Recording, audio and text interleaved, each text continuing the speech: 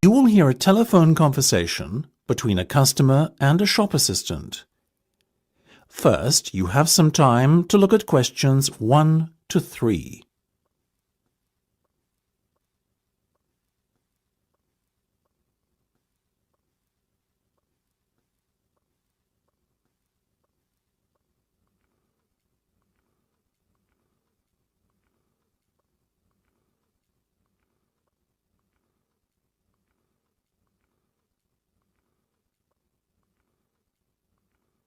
You should answer the questions as you listen, because you will not hear the recording a second time.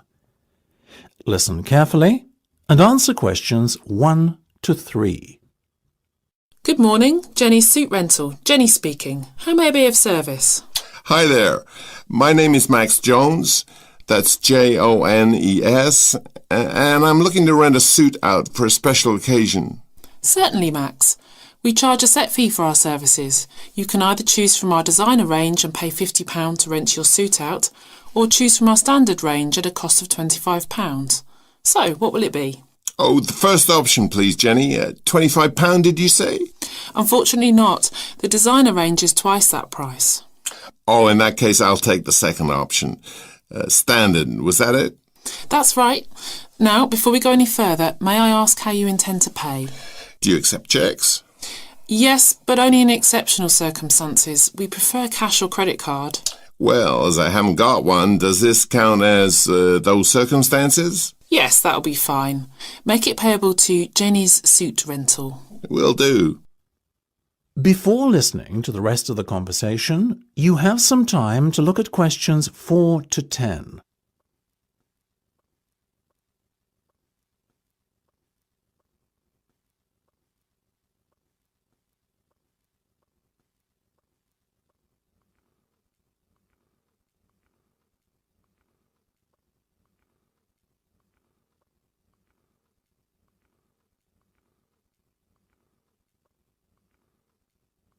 Now listen and answer questions 4 to 10.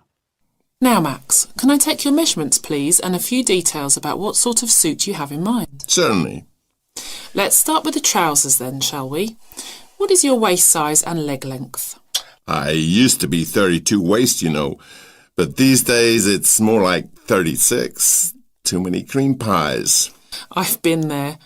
And about the leg, 34? I wish. I'm afraid I'm somewhat lacking in the height department. Not even a 32. 30, I'm afraid. Never mind. As for the colour, could you do a dark grey suit? In fact, we have a very smart one of those in just your size. You're in luck. Now, what about shoes? Same colour?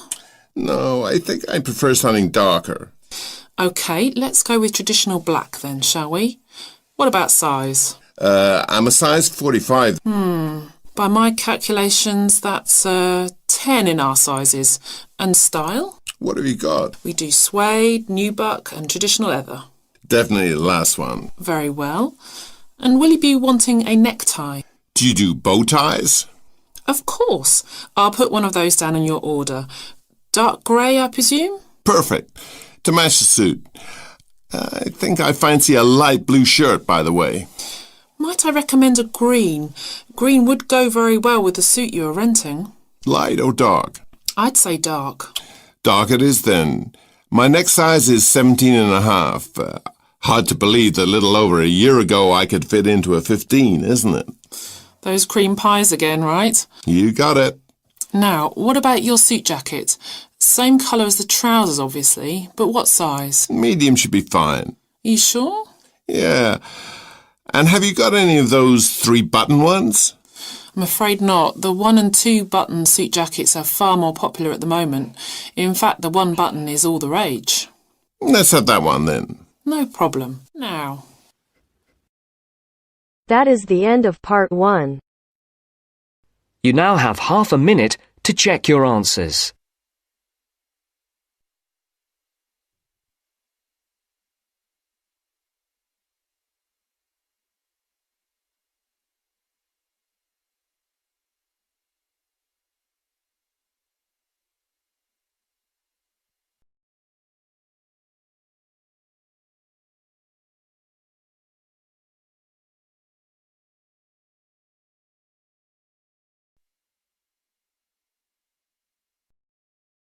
Now turns to Part 2.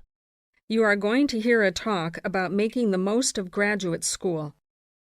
First, you have some time to look at questions 11 to 16.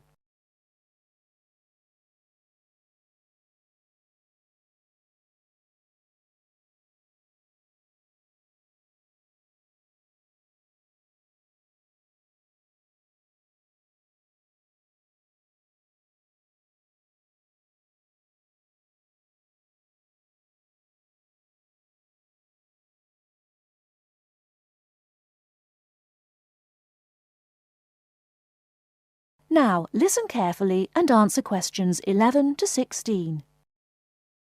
Entrance to the graduate school.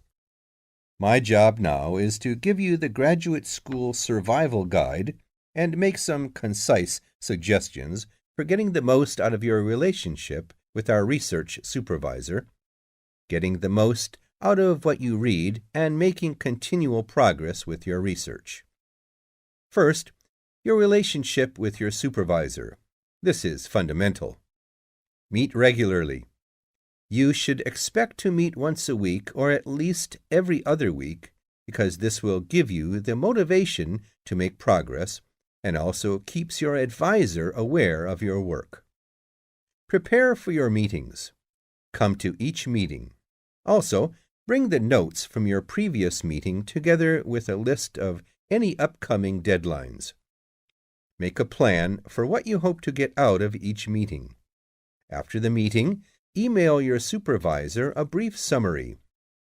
Include a list of major topics discussed, a list of what you agreed on, a note of any advice you may not want to follow, and a new summary of what you are planning to do. This helps avoid misunderstandings and provides a handy record of the progress of your research. Add a to-do list for yourself and your supervisor, including a reading list. Finally, add the time and date for the next meeting. My second main piece of advice is to keep your supervisor informed. Show him or her the results of your work as soon as possible. This helps your supervisor understand your research and identify any potential points of conflict early in the process.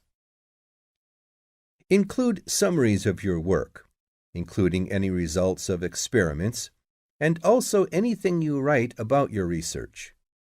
Thirdly, communicate clearly. If you disagree with your advisor, state your objections and concerns clearly and calmly. If you feel that something about your relationship is not working, discuss it with him or her. Whenever possible, suggest steps that they could take to address your concerns. Under this heading, it is extremely important to take the initiative. You do not need to clear everything you do in your research with your advisor. He or she is busy too. You must be responsible for your own ideas and the progress of your work. Before you hear the rest of the talk, you have some time to look at questions 17 to 20.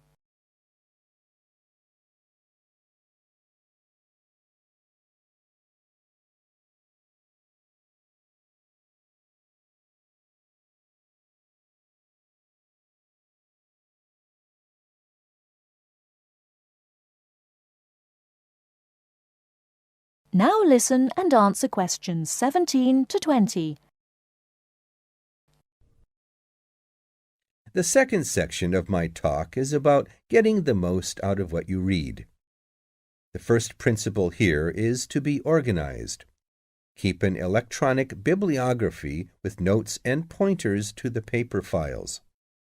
Keep and file all the papers you have read. Point 2. Be efficient. Only read what you need to. Start by reading only the conclusion, scanning figures and tables, and looking at their references. Read the other sections only if the paper seems relevant or you think it might help you get a different perspective. Skip the sections you think you already understand.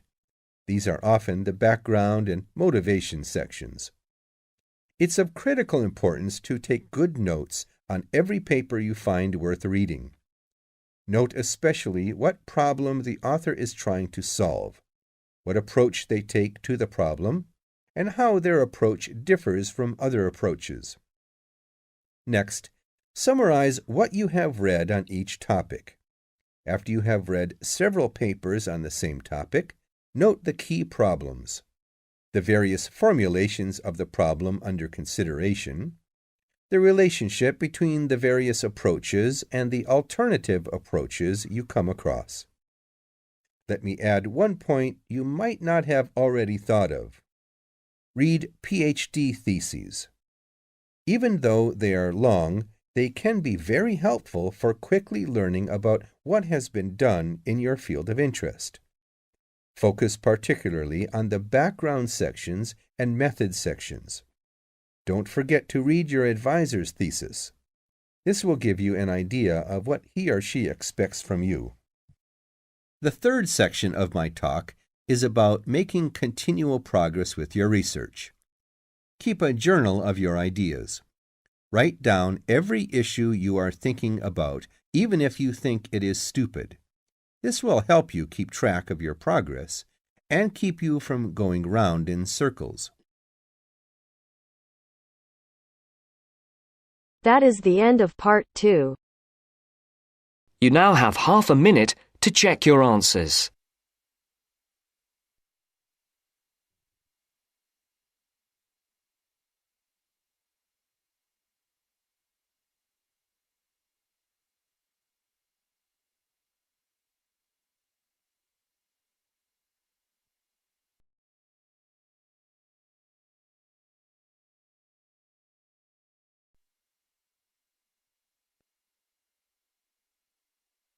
Now turns to part 3. Part 3. Richard Murray, a zoologist and popular TV personality, has been giving a talk on endangered species of wildlife to members of the Young Conservationists Association in a small town in the south of England. Listen to the extract from the discussion he had with two of the young people after his talk. First, you have some time to look at questions 21 to 25.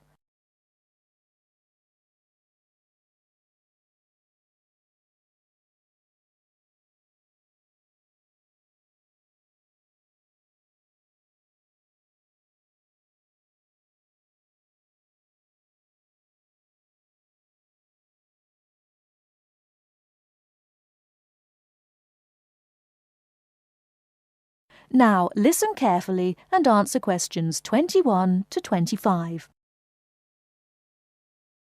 What would you say, Mr. Murray, are the main reasons that so much of our wildlife will have died out by the end of the next few decades? Well, Tony, we can't of course rule out the effect of urbanization due to the spread of population. But apart from that, I believe there are two reasons which, in a way, are like the opposite ends of a piece of string. If you tie a knot in that piece of string, you end up with a circle, and whichever way you go round, it's going to turn out to be the same. I don't think I quite get that, Mr. Murray. Well, let's put it another way.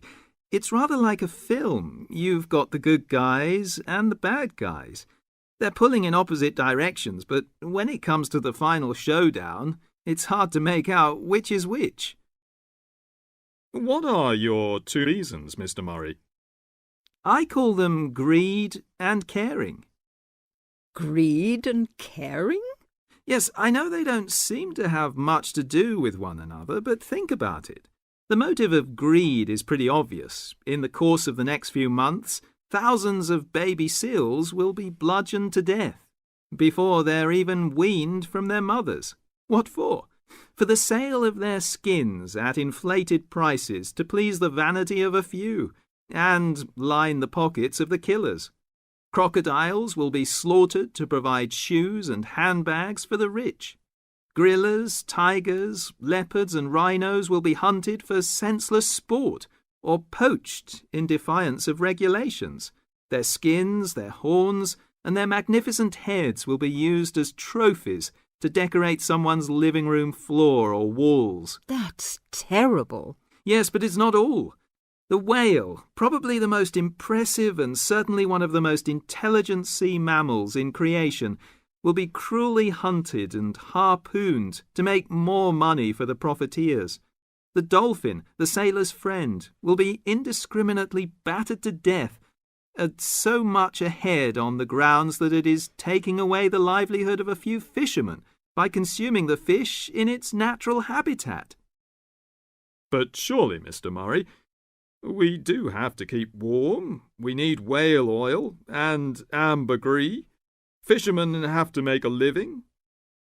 Part of what you say is true, of course, Tony, but we shall have to enforce far stricter controls if future generations are not to find themselves in a world devoid of wildlife as we know it. Well, I see what you mean about fur coats and crocodile handbags, Mr. Murray, but I don't understand what you mean by caring. That can't be bad, surely. I mean, I thought we were supposed to be living in a caring society. Well, so we do, in a way. The trouble is, there are so many well-intentioned people who start out with the best possible motives of trying to protect or immunize us from this, that, or the other in the most effective way at the quickest possible rate. But in their enthusiasm, they lose sight of the long-term consequences. It's only very gradually that the danger to other forms of life, including humans, comes out. Not to say leaks out, and by that time it'll probably be too late to do much about it. Take insecticides, for instance. But Before you hear the rest of the talk, you have some time to look at questions 26 to 30.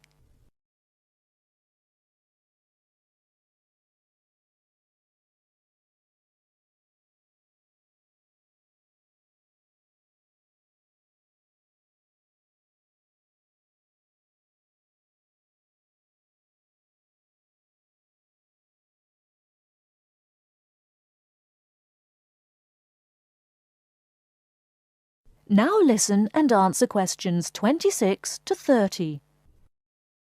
But insecticides protect crops from pests. They destroy disease-carrying mites and creepy crawlies like cockroaches. True, but nature has a way of developing her own immunity against insecticides and other pest controls, with the result that the biologists are driven to inventing stronger and stronger compounds, which, though they may annihilate the pest, nevertheless permeate the environment, are assimilated by plant and animal life, and become absorbed by the soil. Countless innocent creatures, the beaver or the mole, for example, are performing a useful task in the natural control. The alarming prospect is that as these poisons enter the foods we eat, and consequently our own systems, they'll find their way into the body of the pregnant mother and into her milk, offering incalculable risks to the unborn or newly born infant. In spite of all our technological expertise, our time is running out. We're virtually destroying ourselves. That is the end of part 3. You now have half a minute to check your answers.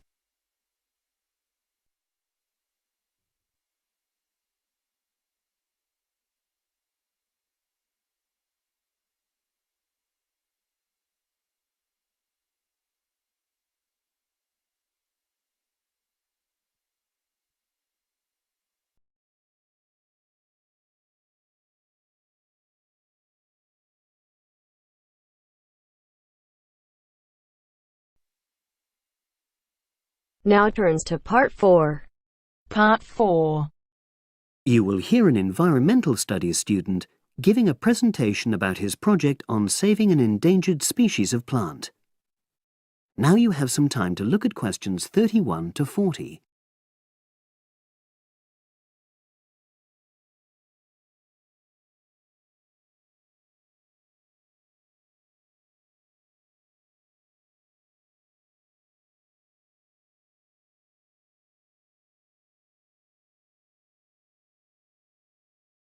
Now listen and answer questions 31 to 40. For my presentation, I'm going to summarise what I've found out about efforts to save one plant species, the juniper bush. It once flourished in Britain and throughout the world's temperate zones, but over the last few decades has declined considerably. Before I go on to explain the steps being taken to save it in England, let me start by looking at some background information and why the juniper has been so important in cultural as well as ecological terms, historically and in the present day. Firstly, I want to emphasise the fact that juniper is a very ancient plant. It has been discovered that it was actually amongst the first species of plants to establish itself in Britain in the period following the most recent Ice Age. And, as I say, it has a much valued place in British culture. It was used widely as a fuel during the Middle Ages because when burnt, the smoke given off is all but invisible, and so any illicit activities involving fire could go on without being detected. For example, cooking game hunted illegally. It also has valuable medicinal properties. Particularly during large epidemics, oils were extracted from the juniper wood and sprayed in the air to try to prevent the spread of infection in hospital wards. And these days, perhaps its most well-known use is in cuisine, cooking, where its berries are a much valued ingredient, used to flavour a variety of meat dishes and also drinks.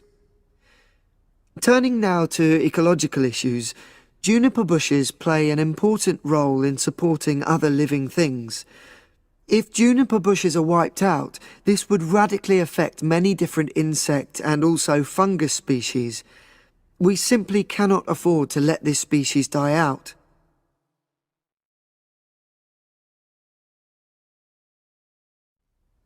So, why is the juniper plant declining at such a rapid rate? Well, a survey conducted in the north and west of Britain in 2004-5 showed that a major problem is the fact that in present-day populations, ratios between the sexes are unbalanced, and without a proper mix of male and female, bushes don't get pollinated. Also, the survey found that in a lot of these populations, the plants are the same age, so this means that bushes grow old and start to die at similar times, leading to swift extinction of whole populations. Now, the charity Plant Life is trying to do something to halt the decline in juniper species. It's currently trying out 2 new major salvage techniques, this time focusing on lowland regions of England. The first thing it's trying is to provide shelters for the seedlings in areas where juniper populations are fairly well established. These, of course, are designed to help protect the plants at their most vulnerable stage. A further measure is that in areas where colonies have all but died out, numbers are being bolstered by the planting of cuttings which have been taken from healthy bushes elsewhere. Now, I hope I've given a clear picture of the problems facing this culturally and ecologically valuable plant, and of the measures being taken by Plant Life to tackle them. If anyone has any questions, I'd be happy. That is the end of part 4. You now have half a minute to check your answers.